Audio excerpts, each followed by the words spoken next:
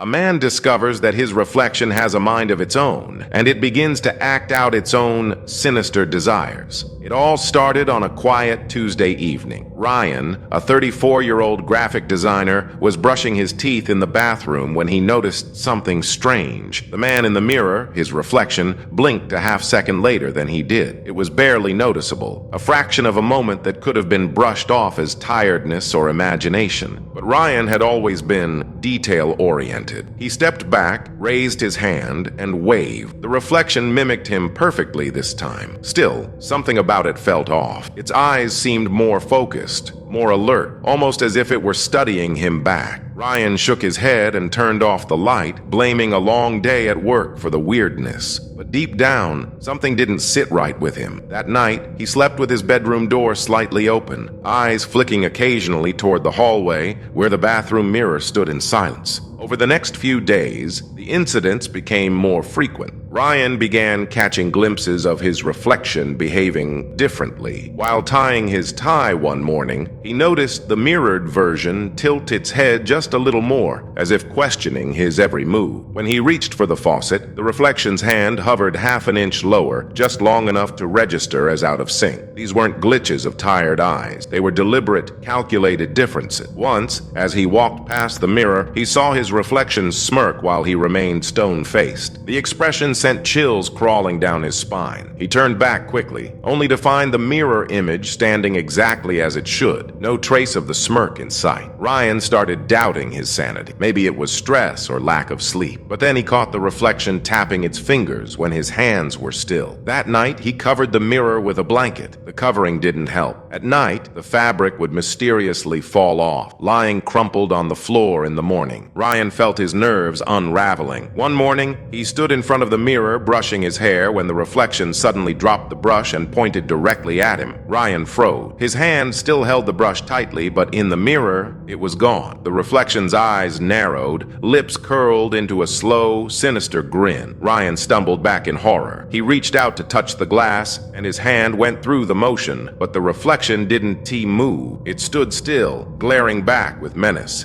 Then it started to mimic him again, as if nothing had happened. Ryan began filming himself in front of the mirror, hoping to catch the discrepancies. But every time he replayed the footage, the reflection appeared perfectly normal. It was as if the mirror only revealed its secrets to him, and him alone. Ryan tried to ignore it, tried to go about his day. But every time he passed by a reflective surface, he couldn't help but glance. In every mirror, every shiny glass pane, he saw the same unsettling truth. His reflection wasn't quite right. After a heated argument with his boss, Ryan stormed into the bathroom to calm down. As tears welled in his eyes, he looked up and saw his reflection smiling back at him, wide and wicked. He wiped his tears in disbelief, only to see the mirrored version mocking his every sob. The more upset he was, the happier it seemed. Conversely, on the rare occasion Ryan felt peace, listening to his favorite song or enjoying a good meal, the reflection would look disgusted, even enraged. It was no longer about mere mimicry. It was personal. It hated his happiness and fed on his pain. And Ryan, terrified and alone, could only watch it grow bolder each day. One evening, Ryan stood before the mirror, face pale and haggard. He noticed something different. The reflection wasn't copying him at all. Instead, it showed a version of Ryan drenched in blood, eyes wide with horror. The room in the reflection was unfamiliar, dark, old, and crumbling. He watched in horror as the mirrored version of himself stumbled backward, tripping over something unseen. A shadow loomed behind him. Ryan blinked and the image returned to normal, but the feeling lingered, cold and sharp. Over the following days, he saw more disturbing visions. Himself falling from a rooftop, lying motionless in a pool, arguing violently with someone. Each scene lasted only a moment, vanishing as soon as he tried to record them. Ryan began recognizing elements from these visions in his daily life. A rooftop access door at work, a particular overpass near his apartment. It wasn't imagination. These weren't dreams. The mirror was showing him his own destruction, one vision at a time. Panic finally pushed Ryan to act. He grabbed a hammer and stood before the mirror, rage and fear boiling in his veins. The reflection stood still, arms at its side, smiling ever so slightly. Ryan raised the hammer and saw the mirrored version raise it too. But then the reflection winked. His hands trembled. He swung the hammer, but it stopped midair, his own body refusing to obey. It was as if some invisible force held him back. The reflection laughed silently, mouthing words he couldn't hear. Enraged, Ryan threw the hammer with all his might. It bounced harmlessly off the surface, not even cracking the glass. In the reflection, however, the hammer shattered into pieces. Ryan stared in disbelief. The mirror wasn't just glass. It was something else, something alive, intelligent, and cruel. That night, he locked himself in his room, refusing to look at anything reflective. But even in the darkness, he felt it, watching, waiting. Ryan's world shrank. He removed every mirror in his apartment, covered every screen, every polished surface. But reflections found a way. Water puddles, elevator doors, windows at night. No matter what he did, he caught glimpses of that other him, watching with cold intent. He stopped going to work, convinced the reflection was learning, adapting. It wasn't just mocking him anymore. It was rehearsing, copying his voice, his walk, his laugh, with unnatural precision. He feared the day someone else might see it and believe it was him. Sleep-deprived and anxious, Ryan stopped trusting even his own thoughts. Was he the original? Or had the reflection already crossed over? Once he saw a video call flash on his laptop. He hadn't touched it. On the screen, his own face stared back at him, whispering something he couldn't hear. Then it ended. Ryan backed into a corner, whispering to himself. He wasn't crazy. The reflection wanted his life, and soon it might take it. Desperate for clarity, Ryan sought help. He visited a therapist, recounting everything, from the early oddities to the terrifying visions. The therapist listened patiently, nodded,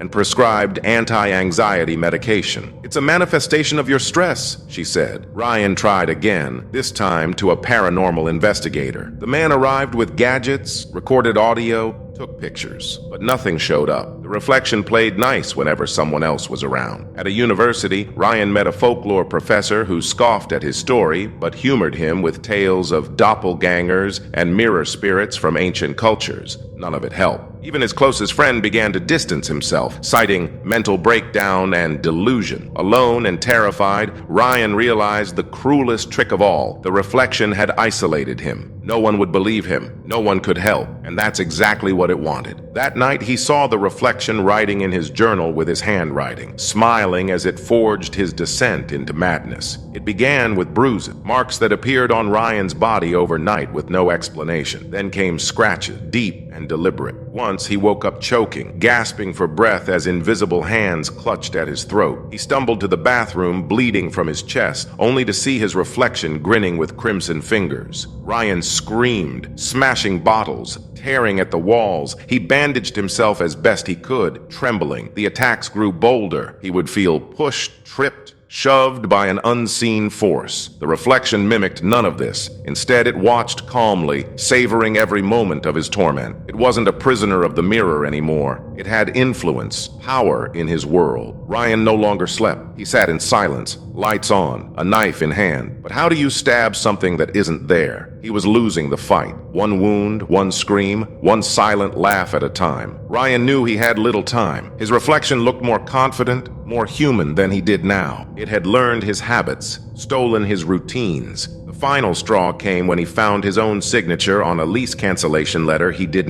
write. The reflection was preparing to leave its prison and take over. Ryan scoured ancient texts, dusty forums, and dark corners of the internet. One ritual stood out, the severing rite. It required total darkness, complete silence, and a mirror covered in salt. He prepared, drawing the sigils, lighting candles, whispering the forbidden words. The mirror began to shake. The reflection screamed, its face melting, shifting into something monstrous. Ryan held firm, chanting louder, pouring his soul into the rite. With a final burst of light, the mirror cracked. The reflection vanished. Silence, then nothing. Ryan collapsed. When he awoke, the room was still. He stumbled to a broken shard. His face looked back. Normal, tired, but truly his. For now. Enjoyed the story? Like, comment, and subscribe for more bone-chilling horror tales every week. Hit the bell icon so you never miss a scare. This was The Reflection. But what if your own mirror turned against you? Tell us in the comments, what is the creepiest thing you've seen in your reflection?